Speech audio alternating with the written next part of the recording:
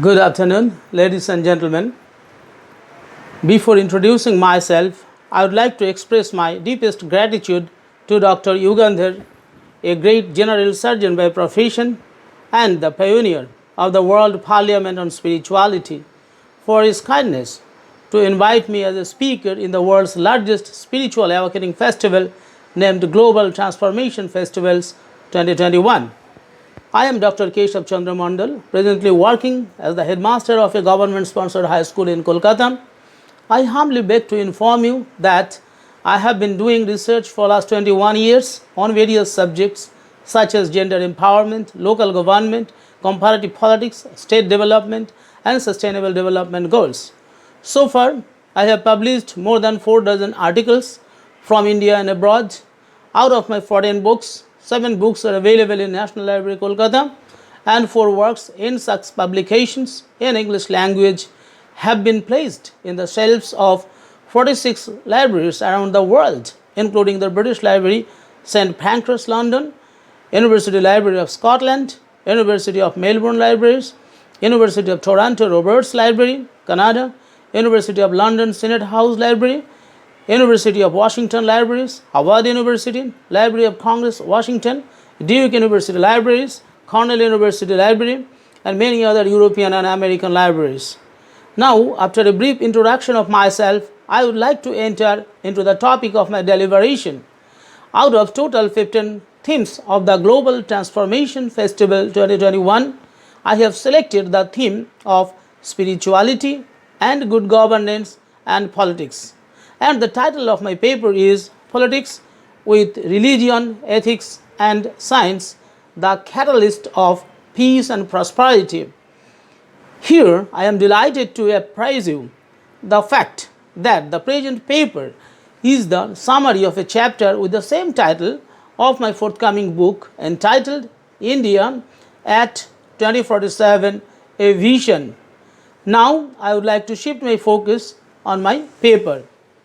This discussion on the topic Politics with Religion, Ethics and Science, the Catalyst of Peace and Prosperity is very vital in contemporary India because politics is regarded as the master science by the ancient political philosophers. B. Jowett, in his famous book, The Politics of Aristotle, 1885, wrote that since the dawn of our civilization, we are living under political system. Aristotle, the father of political science, asserted that, true, the political instinct is implanted in all men by nature. The political instinct is natural. His famous statement is, man is by nature a political animal. In the Nicomachean Ethics, Aristotle describes his subject matter as political science, which he characterizes as the most authoritative science. Now we will discuss what is politics and what are the aims of politics. What is politics? The word political is derived from the Greek word politikos, which is pertaining to the polis, meaning a city-state. Ancient Greek society was divided into a collection of independent city-states, each of which possessed its own system of government. The largest and most influential of these city-states was Athens, often portrayed as the cradle of democratic government. In this light, politics can be understood to refer to the affairs of the polis, in effect, what concerns the polis. The modern form of this definition is therefore what concerns the state is politics. In India, almost all the adult citizens, irrespective of their education level, place of birth, and gender, are well aware of politics and its activities. It has touched the life of every individual directly or indirectly. No one can escape from political system in India. It is so pervasive and important. There are different perceptions about politics. Let us discuss in short. Although politics is a practical science and it is concerned with the noble action of happiness of the citizens, still politics is thought of as a dirty word. It conjures of images of trouble, disruption, and even violence on the one hand, and the deceit, manipulation, and lies on the other. There is nothing new about such associations. As long ago as 1775, Samuel Johnson dismissed politics as nothing more than a means of rising in the world, while in the 19th century, the US historian Henry Adams summed up politics as the systematic organization of hatred. An influential US political scientist, David Stone, defined politics as the authoritative allocation of values. But a modern concept of politics has also been developed, though there was a conception that politics is the action of politicians whose main functions are confined within the legislatures and the other political institutions. But in contemporary India, they are often seen as power-seeking hypocrites who conceal personal ambition behind the rhetoric of public service and ideological conviction. At present, politics is not confined within the legislative parliament, assemblies, or local government bodies. It has entered into our office, school, and even local clubs. More specifically, we can say that it has penetrated into our family's drawing room and even bedroom. Often we hear of office politics or politicking. Marxist and feminist perspective of politics are quite different from the rightist political scientists. According to Marxist scholars, politics is quite simply about oppression and subjugation. Radical feminists hold that society is patriarchal in that women are systematically subordinated and subjected to male power. Feminists look to an end of sexual politics achieved through the construction of a non-sexist society in which people will be valued according to personal worth rather than on the basis of gender. Now we will discuss about the aims of politics. What are the aims of politics? The principal aim of politics is doing well for the citizens. Aristotle envisages that every community aims at some good. Every city is a community and therefore every city aims at some good. From the beginning of civilization, we are political. In ancient period, the aim was to get ourselves assembled, strengthened, and protected from outside enemies. Another purpose was our own progress. Since the dawn of human society, we have been walking through the path of politics only for the progress of civilization. The sole purpose of politics is ethical rule of one class of people over others for safeguarding the interest of its citizens, making all-round development of people, keeping them happy with equitable justice, opportunity, and security. These are the ultimate goals of politics. Hence, the entire responsibility goes to the shoulders of political masters and its activists. The masters are solely responsible for the achievement of 4 P's. What are the 4 P's? Those 4 P's are progress, prosperity, peace, and pleasure of fellow countrymen. The better the quality and competency of the leaders, the better and quicker the chances for achievement of the 4 P's. Now, I will speak a few words on science. What is science? Unlike politics and religion, science always tests a thing first and then accepts it. Science does not accept anything instantly without experimentation, its authenticity in laboratories. Encyclopedia Britannica asserts that science can be divided into different branches based on subject of study. The physical sciences study the inorganic world and comprise the fields of astronomy, physics, chemistry, and the earth sciences. The biological sciences such as biology and medicine study the organic world of life and its processes. Social sciences like anthropology, economics, and political science study the social, economic, political, and cultural aspects of human society. According to Bertrand Russell, science is the attempt to discover of observation and reasoning based upon it. First, particular facts about the world, and then laws connecting facts with one another, and for fortunate cases, making it possible to predict future occurrences.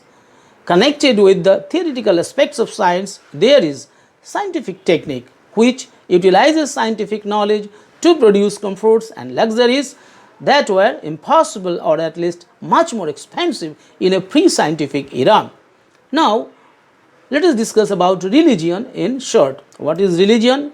Religion is considered socially as a more complex phenomenon than science. According to Bertrand Russell, each of the great historical religions has three aspects: a church, a creed, and a core of personal morals. The relative importance of these three elements has varied greatly in different times and places.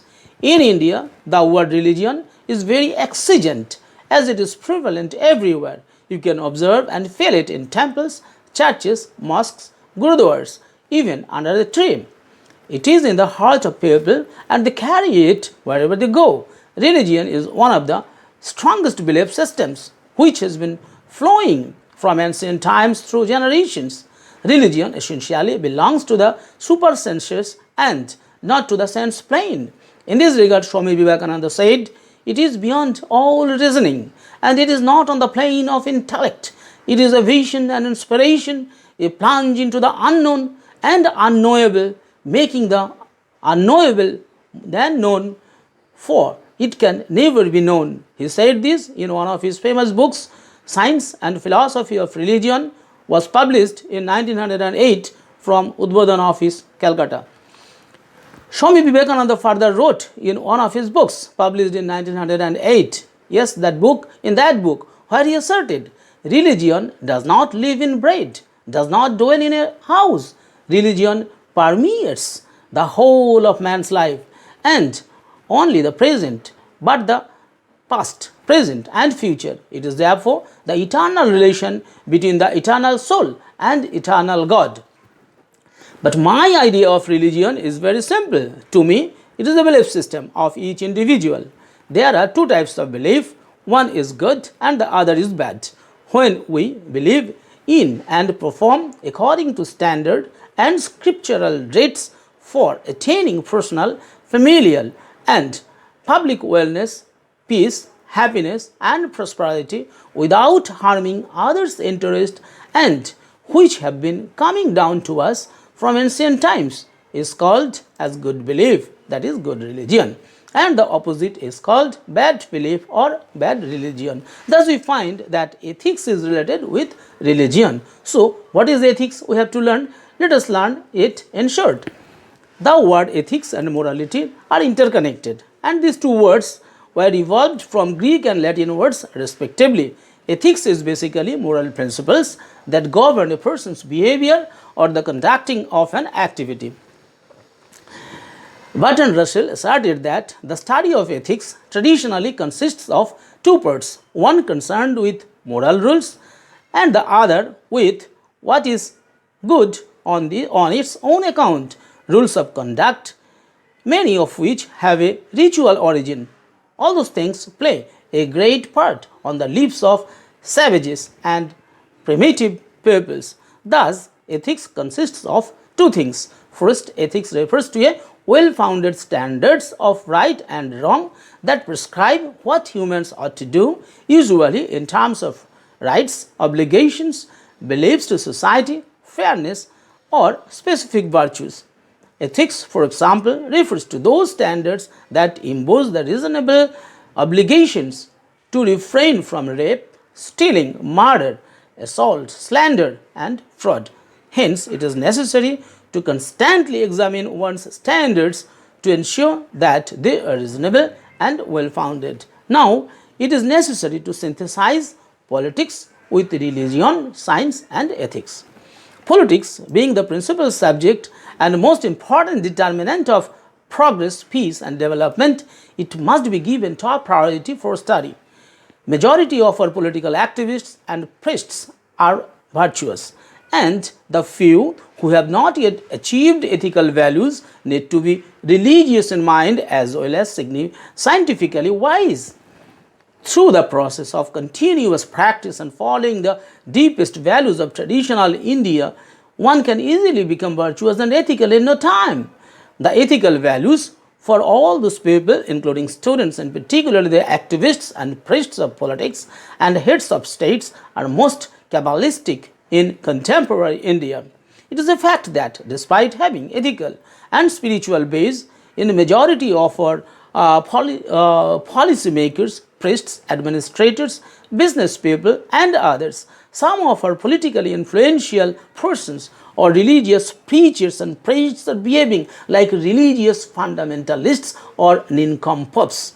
Maybe they were deprived of spiritual and ethical knowledge in their school or boyhood days, or with attained or their attained knowledge has been overcast with the cloud of opaqueness and frivolity. That is why the infusion of ethics and values to all people, and primarily to those who are heading and leading our people either through politics or religion or science, is indispensable.